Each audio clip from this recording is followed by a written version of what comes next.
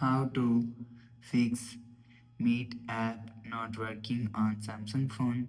Let's start the video. First of all, go to app library. Here click on settings app.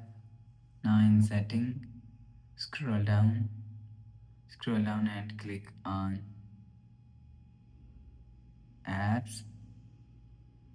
After click on apps, scroll down and search Meet app from here. Scroll down and you will see